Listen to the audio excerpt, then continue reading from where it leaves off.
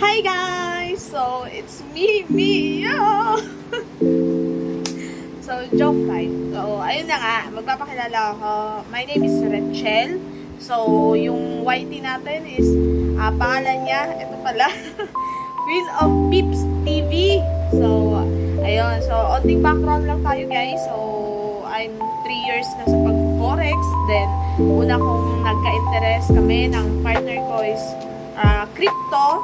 Then, napunta kami sa forex. So, ngayon, gusto kong i-vlog to. Gusto kong masubaybayan yung journey natin. Journey natin sa pag-forex. Then, syempre, 3 years na tayo. Then, ngayon lang mag-start ng YouTube channel. Ang purpose nito is para komportable na ako sa camera shy kasi ako. So, kaya pinupush ko talaga to kasi gusto ko i-push yung limit ko. So, hindi halatang camera shy, no? Kasi ang ganda na. So, yun nga, nagsimula kami mag-fishball, then nabigyan ng magandang opportunity ni Lord. Napunta kami sa buy and sell ng cellphone, then nalugi, napunta kami sa laptop business. So, kung nakikita nyo at may back, diba? May mga laptop, kasi andito ako sa mini warehouse. Kasi nga, makikita nyo rin, pang-jogging ako ngayon. So, mag-gym talaga sana ako. And, ang daming nag-gym ngayon. So, nag-decide and na-late ako. Kaya ako iniwan ng coach na dapat tuturo sa akin ngayon, diba?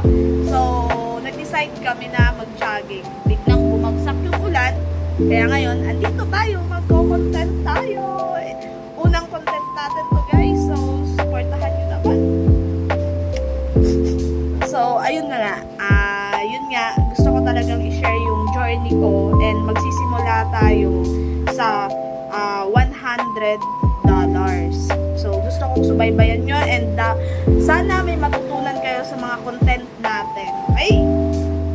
So, gusto ko i-share kung paano tumibay yung emosyon ko sa pag-forex kasi masyadong mabigat talaga. So, hahalukayin talaga yung buong pagkatao mo parang grabe, no? Sabihin nyo, ayaw nyo na mag-forex kasi ayaw nyo palang kagaya ko. Masyadong yung utak na. So, ayun na nga.